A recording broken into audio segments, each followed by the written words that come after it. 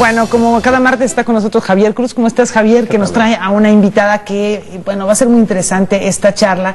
Ella es la directora del Consejo Consultivo Científico y Tecnológico, Gabriela Dutrenit. Gabriela, bienvenida también. Muchas gracias. Muchísimas gracias por estar aquí. Y bueno, pues se va a hablar de los proyectos, las propuestas. Vas a introducir un elemento que es la economía, que me parece muy interesante darle esa esquina. Vamos a ver cómo pinta. Vamos a hablar del presente, del pasado y del futuro. Empezamos por el pasado. Hace 10 años, en 2002, inició lo que debía haber sido un gran cambio en la forma en la que la ciencia, la tecnología y la innovación interactúan con la economía del país. En 2002 se promulgó la Ley de Ciencia y Tecnología, en cuyo ámbito, digamos, dentro de cuyo seno, se fundó, entre otras cosas, el Consejo General de Investigación Científica y Desarrollo Tecnológico, parte del cual es el Foro Consultivo Científico y Tecnológico, junto con la Academia Mexicana de Ciencias, junto con el presidente y medio gabinete, dicho sea de paso, y representantes de los sectores relevantes. El problema es que en esos 10 años la Ley de Ciencia y Tecnología no se cumple, flagrantemente se incumple, y el Consejo General se reunió una sola vez en todo el sexenio.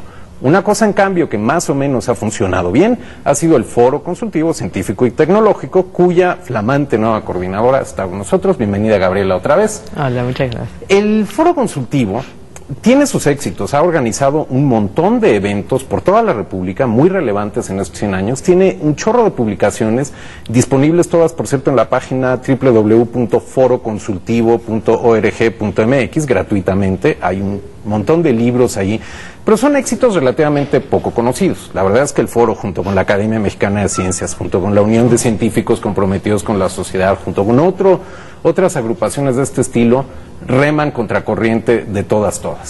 Tú acabas de tomar posesión de la coordinación general. ¿En qué momento, llevas 20 años de académica en la Autónoma Metropolitana Xochimilco, en qué momento se te ocurrió pensar que era una buena idea aspirar a coordinar el Foro Consultivo? A mí me parece que el Foro Consultivo Científico y Tecnológico es un organismo interesante, de frontera, que representa a las comunidades de ciencia, tecnología e innovación, y me parece que puede jugar un papel importante para que la ciencia, la tecnología y la innovación contribuyan al desarrollo inclusivo en este país, o sea, un desarrollo que incluya a los que están excluidos hoy en día. Y entonces vamos a ver un poco quiénes están incluidos y quiénes están excluidos. Pero empecemos por ver quiénes han estado incluidos, de hecho, en el puesto que tú tienes ahora. En los 10 años que tiene el foro, ha tenido 3 coordinadores generales antes que tú: un matemático, José Antonio de la Peña; un ingeniero, José Luis Fernández Ayas; un biólogo, Juan Pedro Laclet. Todos hombres, todos de la UNAM, todos científicos, comillas, ortodoxos. Tú, en cambio, eres economista por la Universidad de La Habana, con un doctorado en política científica y tecnológica de la Universidad de Sussex, de la Metro, y eres mujer, como es evidente. Es un perfil bastante distinto. Olvidemos el asunto de género, concentrémonos en la economía. ¿Cómo es distinta la visión de ciencia, tecnología e innovación de una economista como tú, en contraste con los perfiles anteriores? Bueno, yo soy una economista, pero una economista especializada en los temas de ciencia, tecnología e innovación. En realidad mi doctorado es en economía de la innovación y abordando específicamente temas de política de ciencia, tecnología e innovación. Desde ese punto de vista, lo que yo voy a brindar al foro es mi conocimiento desde las ciencias sociales, también desde la economía, pero desde la economía de la innovación, como un especialista en los temas en los cuales el foro tiene que dar recomendaciones a CONACYT y a otros organismos del gobierno federal y de los gobiernos estatales. No eres nueva en el foro, de hecho tú has trabajado en equipos de trabajo colectivo, específicamente en diseño de políticas orientadas a innovación.